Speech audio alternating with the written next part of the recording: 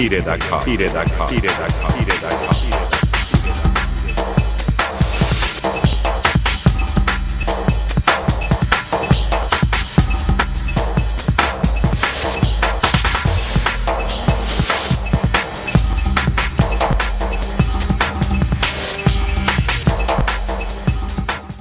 বাবর আলী সত্যাসীরা অন্যায় ভাবে মারছে আমার ছেলে, কোনো দোষ করে নাই, কোনো কিছু না, তারে কুবাইয়া পড়ছে। এই নেত্রকোনা জেলার যারা যারা বাসা আওয়ামী লীগ যারা যারা একটু প্রভাবশালী এরারে কিভাবে ধ্বংস করা মারা এটাই তার ছিল পরিকল্পনা। আমি যতটুকু বুঝি, কারণ রফিকুল হক বাক্কি খান আমার সামনে মারছে, আমি কি এদিন আমিও মারা দিতাম। আমি বিচার পাইলাম না, 9 বছর যাইতেছে বিচার।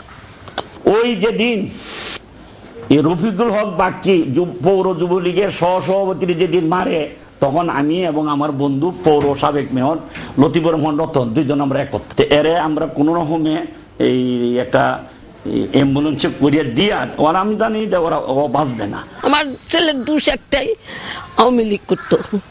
এটা কি বাবু অন্যায়? বলো, তোমরা যেটা ভালো লাগবে সেইটাই তো তোমরা করবার। এর জন্য আমার নিবংশ করে দিব তারা, আমার বাড়ি ভাঙলো, এই ঘর দুয়ার সব ভেঙে ফেলাইছে। বিগত 2001 সালে জোট সরকারের আমলে স্বরাষ্ট্রমন্ত্রী জনাব লুৎফুজ্জামান বাবরের লালিত পালিত সন্ত্রাসী টনি নামে যে ছেলেটা আমার কাছে আসে, আইসা বলে যে চেয়ারম্যান সাহেব, আওয়ামী লীগের ভারপ্রাপ্ত সভাপতি সাহেব, আপনার একটু বাইরে কেদানে ডাকতেছে। তখন আমি সাঁতার সাথে একটু বাইরে বা সাঁতার হাতে সে আমাকে এই যে গলায় আছে, এই যে টান, এই যে হাতের এই অবস্থা আর পায়েও আছে, যে আমাকে মানে মেরে ফেলার এই অবস্থা। তখন আমি সাঁতার সাথে আমি তাকে ধরে ফেলছি এই শার্টের কলারে। ধরে ফেলার পরে সাঁতার সাথে চিৎকারের পর আমার আত্মীয় স্বজন এবং থানা আমার কাছে থানাসটা পড়ছে। তখন ছিল জামান ওসি, তখন সে নিছে আমার কাছ থেকে নিয়ে থানায় নিচ্ছে। এরপরে আরো কয়েকজন আছে, এলুপাতারি খুব দিছে পরে, চাপাতি, রামদা, ওরা 27 জন। আমার বড় ছেলে সুখ প্রকাশ করতে, ভাই মরছে, ভাইয়ের জন্য হয়েছে অনর্থক ভাবে আমার ছেলের এক পাশ জেল কাটাইছে। বাবর আলীর সন্ত্রাসী মেজু ছেলে এবং বড় ছেলে, দু ছেলেরা জন্মিয়া যায়। তখন আমি পুলিশ দারোগারে কইলাম যে বাবু রে, দিনে দুপুরে আমার ছেলেরে হত্যা করলো, পুলিশ কোথায় ছিল? আমার ভাইয়ের সুখ প্রকাশ করতে আসছে, এর জন্য আমার ভাই আমার ছেলের দোষ যে আমার ছেলেরই নিতেছে। তখন পুলিশে মা আমাদের হাত বান্ধা। এই আমার তখন সেন্স আছে, সাঁতার থেকে রিক্সায় উঠে গেলাম, উঠে এবার চাপ দিয়ে ধরিয়া আমি সাঁতার হাসপাতালে গেলাম। চাপা এমনি করে এইবার ফাঁক হয়ে গেছিল এই থেকে এইভাবে। পরে সাঁতারাতে প্রাইমারি পর্যায়ে ড্রেসিং করিয়া চিকিৎসা দিয়া সাঁতারাতে বলছে যে তাড়াতাড়ি গোটো ময়মনসিংহ। তখন আমি আমার মোবাইল দিয়ে শোনাইছে যে ওই যে আমি যে দিলাম জামান যে নিছিল, যে ছেলেটার আমি দরিয়া থানায় দিছিলাম, ওখান থেকে সমস্ত লোকজন, অফিসের পিয়ন থেকে বিএনপির একটা সভাপতি পর্যন্ত সমস্ত ক্যাডার এবং নেতা কর্মী বিএনপি তখনকার দিনের সব থানায় গিয়ে তারা জোর করে নিয়ে আসছে। আইসা পরে আমার বাসায় অ্যাটাক করছে।